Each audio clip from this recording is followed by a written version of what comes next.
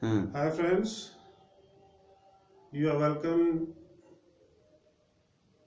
to my empty house, but with a heart filled of filled with care, filled with emotions, filled with love for you. So far in our discussion, as far as I remember, yesterday actually we were discussing about truth, and the truth, the size of the truth, the entire exposition on the truth is so multifaceted that it can be properly understood only after you yourself think over it and then tell me as to what problems you are going across. But one thing more that I want to add is, as I entered into this field and accompanied my master, what I found was that realization was not such a big thing. God is everywhere. Realization is not a big thing. There are two things which are very big.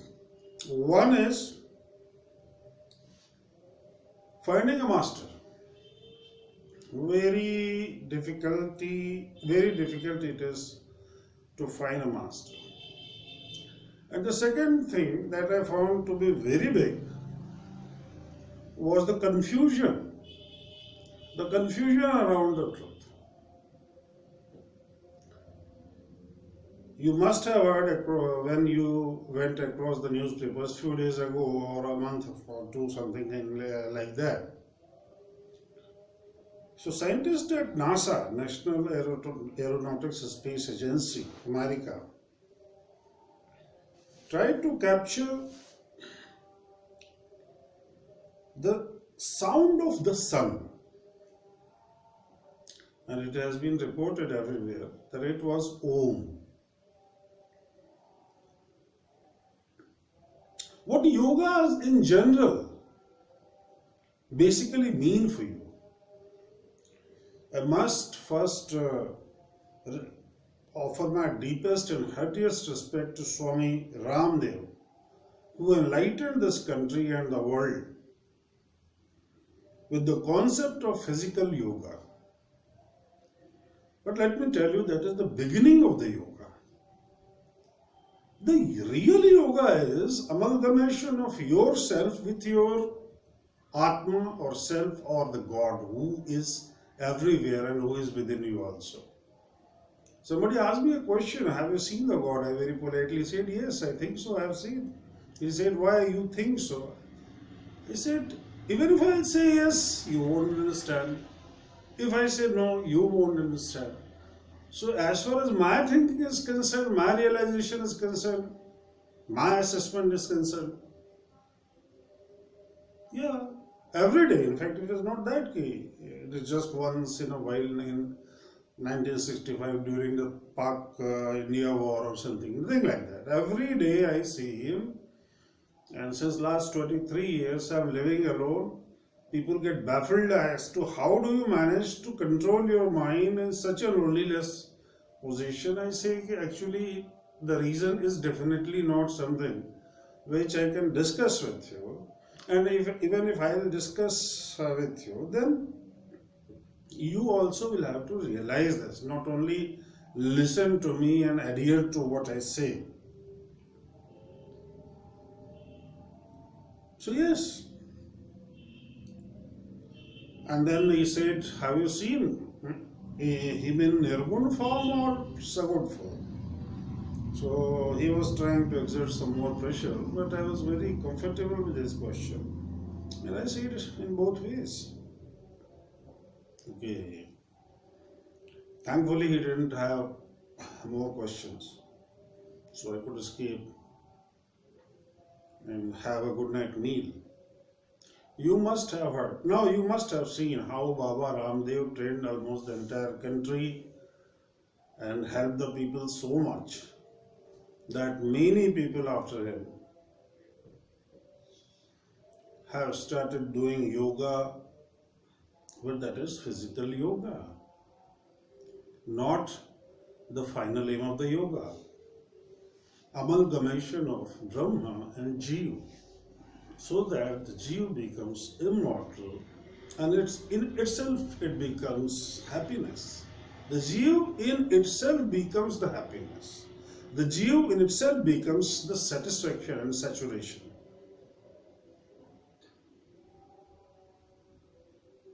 Now, all these yogas, even I would like to mention Hatha Yoga. What all these yogas are trying to do with you is to bring your mind at the cosmic frequency. The cosmic frequency, by way of saying cosmic frequency, I mean the frequency of the God, the address of the God. Even Adi Shankaracharya pointed it out that the Om is omnipresent. And what is that universal frequency? What is that cosmic frequency? It is Om. So as I am giving you the exposition of the Jnana Yoga, the first thing that I would say to you people is exercise and chant Om at least at a serene corner of your house and do it every day. Do you know what is the real problem of your real nature of your worldly problem, real reason of your worldly problem? The real reason of the worldly problem is that your frequency, the frequency of your mind, is not matching with the frequency of the cosmos. So if you practice chanting Om, what I am trying to convey to you, and what if I get a chance I'll do with you, is to bring you to cosmic frequency first. Now I really do not know how many of you have read Srimad Bhagavad Gita, but there is a very clear-cut indication. And that is, of any yogic action there is some adhidaya. So when you chant Om, in order to preserve your yogic efforts,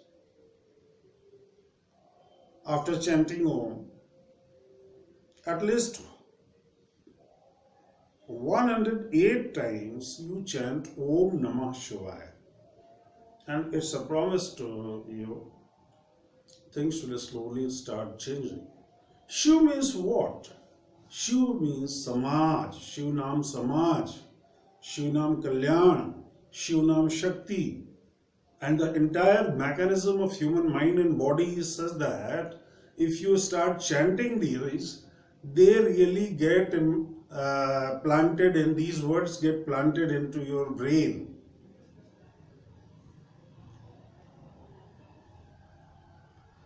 And when they get planted into brain, then they automatically change your mind and intellect into the very purpose of that mantra. So Om and Om Namah Shivaya will bring you to cosmic frequency. Now it may be time-taking process for some who are not prepared at all, who even do not want to understand all these things. And similarly, there may be people who understand all this, take interest into this. Let me tell you, whether you take interest or don't take interest, you don't have a way out. We as humans don't have a way out. So first thing that I would suggest is the cosmic frequency is Om, and preserve your activities by Om Namah Shivaya in a Vakchik manner, which means by whispering Om Namah Shivaya. And try to do it at an isolated corner, so that when you are doing or practicing this thing, nobody else sees, otherwise his frequency will start affecting your frequency, the frequency of your mind. Those people who think that their minds are weak and they get easily carried away, I would very strongly recommend that you start chanting Om Namah Shivaya and try to meet people who have gone far and above in a spiritual realm. You will definitely get relief. You will definitely get relief. It's a promise. So whether it is a Hatha Yoga, whether it is yoga advised by Baba Ramdev, the entire purpose of all the yogas is just one, and that is to bring your mind to cosmic frequency. And once you become that, you will find is slowly, one by one, the problems that are existing in your mind will start going away and away and away. And then you will realize that you were really perturbed, disturbed, you were wanting, you were expecting and anything that you wanted to have, you never succeeded or almost definitely don't succeed. Like sometimes Pandit says, Shani की महादशा चल रही है या मंगल प्रबल है. अब मंगल प्रबल है, शनि की महादशा चल रही है, तो उसके चलते बहुत सारी चीजें बता दी जाती है, पूजा पाठ ये वो. I would advise you one simple thing. Excuse me. Chant Om for at least 10 minutes, 15 minutes. And in case of ladies, you just whisper Om Namah Shivaya at least 108 times. My guru was very strict, so he used to tell me do it 10,000 times. He used to do it. Karta kya na karta. So this is one thing. So how far what Baba Ramdev has brought you, I want to take you a step ahead. You can see it in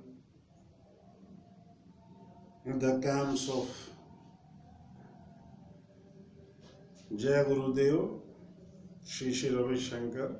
He's also very keen about chanting the Om. I essentially don't have to give the proofs because I have gone through it all. Hatha Yoga also does the same, bringing you to cosmic frequency. And once you come to the cosmic frequency, then you must understand and you will realize that your day-to-day problems, excuse me, your mental weaknesses, your conflicts with your friend, conflicts in the house, or situation which is really troubling you, they slowly start leaving you. See, there's magic in the word. Speech is a power only granted to human beings. And it is such a powerful tool that if you use it rightly, your problems, mental problems start going away. Even if there is a tough condition, then you would understand that you can cross it very easily if you have a habit of chanting Om, at least for 10 minutes. Extend it. Do not decorate it. Do not doctor it. Extend it. Like this. Oh, and as long as your breath supports it. So when you will come to cosmic frequency, you will come to the frequency of God. But without Namasmaran, this Kriya, this practice would not be yielding anything noteworthy or trustworthy to you. And that's why when I say that chant Om, never forget that it was first discovered and given by Lord Shiva. You can read Kathopanishad in this regard, where Yamraj gives it to Nachiketa, but Yamraj actually is Lord Shiva. So I'm beginning to expose those things which are the real meaning and essence of yoga. I hope you are convinced with me, and I very politely I request you to listen me as carefully as possible. I absolutely don't have any intention of building ashrams. I have one single dream and I'm working towards that since last 25 years. I want to make every home an ashram so that the aged parents of a child who has got a spiritual inclination don't have to regret. And lastly, there are three pillars of success: mother, father, and your Sadguru. Sadguru must be Brahmadarshi, you must remember that. Very sorry. My health is not so good. So Sadguru must be Brahmadarshi.